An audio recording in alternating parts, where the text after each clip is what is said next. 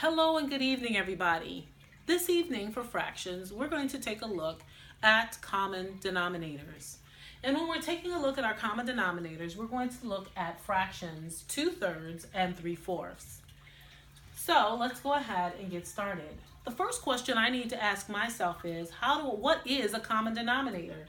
That means that both denominators will be the same. Well, how do I find that? Well, I use what we call common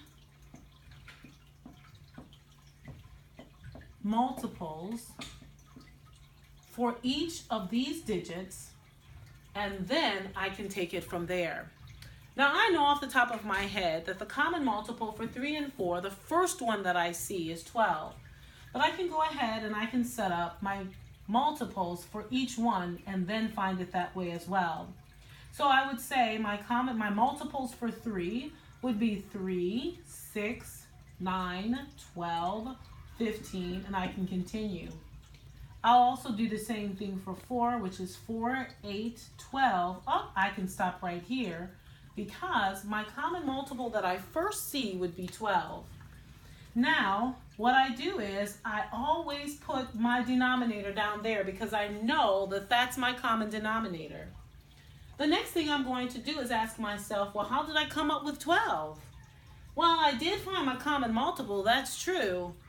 But then how do I know what number comes up here? Well, I had to multiply 3 by 4 in order to take me to 12. And so I have to multiply my 2 by the same number. So 2 times 4 would be 8. I'm going to do the same thing for 3/4. I multiply 4 by 3 to give me 12, and so I'm going to multiply my 3 by 3, and that'll give me 9. And so now I found my least common multiples, which would be 8/12 and 9/12. And I'll just draw the line so that you can see the difference between the two. Now, what I want you to do is to find the least common multiples. And you're going to do that for 2/4 and 5/8.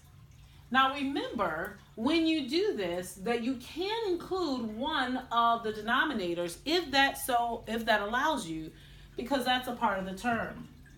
So for example, let's just take a look at this. If I were to do the multiples of 8, I would have 8, 16, 24, and so on. If I were to do the multiples of 4, I would have 4, 8, 8 and 8. So I know automatically, even though I already have 8 here, that's going to turn into an 8. And my 5/8 would stay the same because, of course, I multiplied 8 times 1, and so I'll multiply 5 times 1, and so it stays the same. Go ahead and finish this problem with the information that I've just given you, and then we'll discuss it more tomorrow in class. Happy time doing math this evening, and we'll talk tomorrow. Bye-bye.